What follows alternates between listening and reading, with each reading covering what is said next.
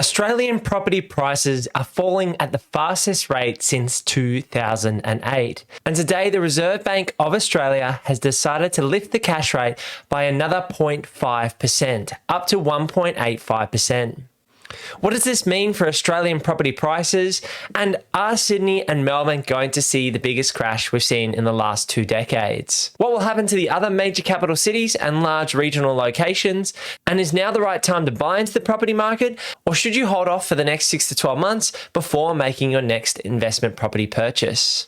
My name's Luke. I talk all things real estate, renovating, and financial freedom on the channel. Make sure you drop a like on this video, subscribe to the channel down below, and let's dive into today's story. Australian property prices tumble at rates not seen since the GFC. Interest rate rises lead to dwelling values falling for the 3rd month in a row, with Sydney prices down 5.2% since January. Australia's property prices are falling at rates comparable to the onset of the global financial crisis or the 1980s downturn, as higher interest rates deflate demand. In July alone, dwelling values fell 1.3% on average nationally, marking a 3rd consecutive monthly decline according to CoreLogic.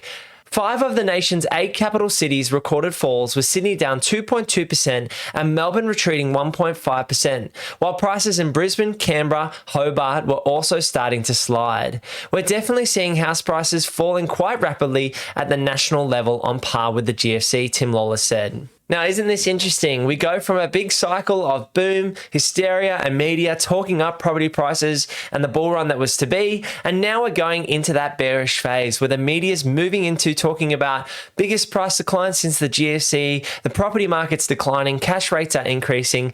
Is now the time really to be fearful about the property market? In my opinion, this is just part of the natural cycle in terms of boom and bust cycles that property has in the media.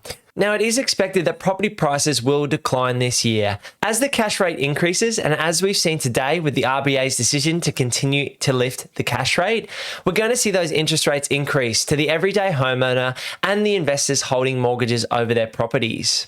What this means is increased costs for those looking to hold their properties currently and reduced borrowing capacities for those looking to get into the market, which means people can't pay as much as they could 6 to 12 months ago for a property purchase.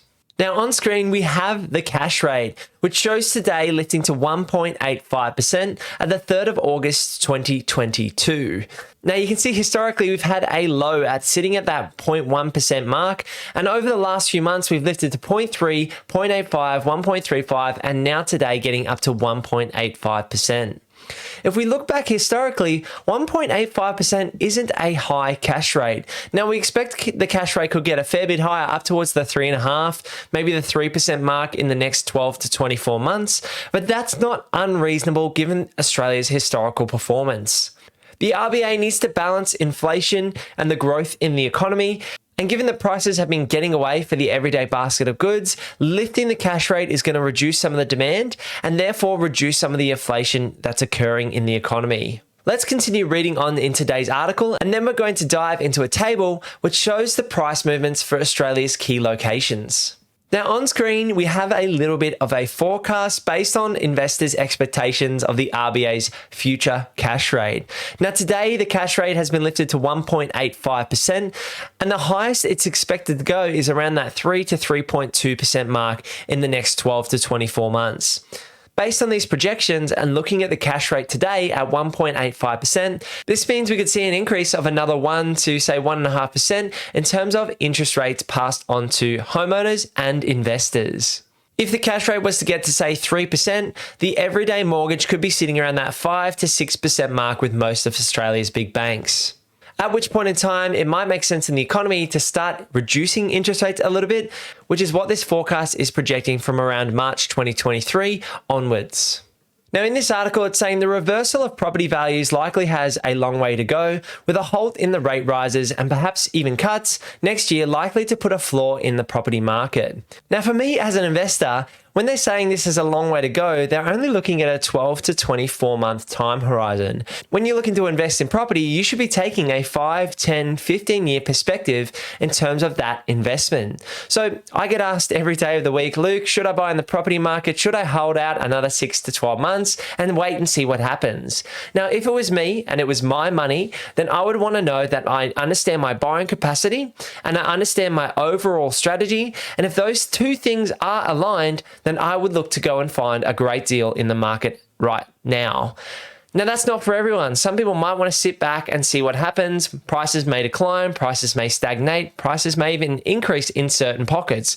Again, when we're looking at this data in terms of Sydney and Melbourne falling and a national price fall in July of 1.3%, that's averages on averages, and we're looking at median values, which is the middle value across these major capital cities. This doesn't reflect the specific suburbs and the demand in pockets and locations across our major cities and our major regional markets. So look at a more narrow level, at a suburb level, understand the demographics, the demand, and the input in that specific suburb, understand these macroeconomics as well, and weigh up whether it's the right decision for you to invest now. Like I said, at the end of the day, I'm investing for the long term. So as long as my borrowing capacity is in place and my strategy is aligned to make my next investment purchase, I'll be looking to buy at that point in time. Now, before we close this out, I thought it'd be interesting to take a look at the data for July 2022. A lot of the media headlines are talking about the biggest price declines since the GFC in 2008. And we're also looking at cash rate increase forecasts. This is a doom and gloom media cycle. But what is the data saying in terms of the monthly movements and the historic highs that we're actually coming down from? As you can see on screen, these are the results as at the 31st of July 2022. Now, although we have that national fall at 1.3%, the major markets driving that decline are Sydney and Melbourne, with a 2.2% fall in Sydney and a 1.5% fall in Melbourne for the month of July. You can see the quarter, they're also down significantly at 4.7% in Sydney and 3.2% in Melbourne. Brisbane's relatively stagnant. Adelaide has seen a little bit of growth in the quarter, but is relatively stagnant this month. And that's pretty similar across most of the other locations, except for Hobart, which has also seen some declines in the last month at a 1.5% fall.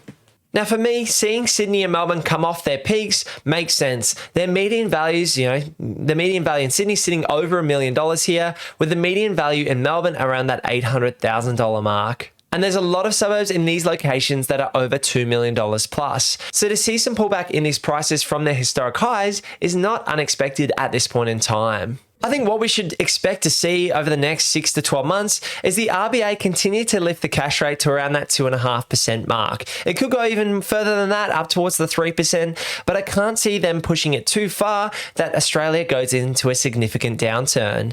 In terms of property prices, we could see property prices continue to fall, in particular across Sydney and Melbourne, as these markets aren't affordable relative to Australia's other major capital cities and major regional locations. The funny part here is you're not buying the Australian national median price point. You're not buying a city's median price point, whether it's Sydney, Melbourne, Brisbane, Adelaide, or Hobart, or a major regional location for that matter. You're buying a specific property in a specific street, and there's always a deal to be had. If you can buy under market value and get a good deal now, that might get you into the property market and utilize the borrowing capacity you have at this point in time, rather than sitting on your hands and waiting to see what happened, because things are always changing in our economy and in the property market.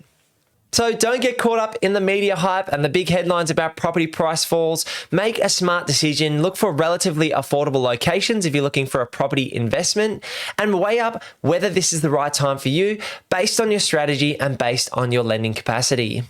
If you're looking for a Brisbane-based buyer's agent to help you buy in the Brisbane market, head over to purposeproperty.com.au, drop a like on this video, subscribe to the channel down below, and click this video over here for more things real estate, renovating, and financial freedom. I'll see you in the next one. Peace.